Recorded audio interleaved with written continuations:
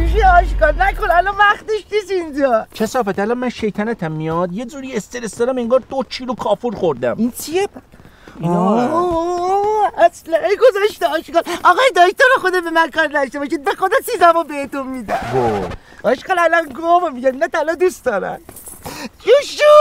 شوشوت بمیره ایشالله. این مرغ رو برای چی جسونه برداشتی با خودت آوردی؟ این پایان خدمت داشت. آشکار تو رو خدا به خدا یه کاری بکن. من خودم پپه کردم به خودم. منم پپی کردم. التماس الزریمال الاشکالا الگولون سونسون التزگرا.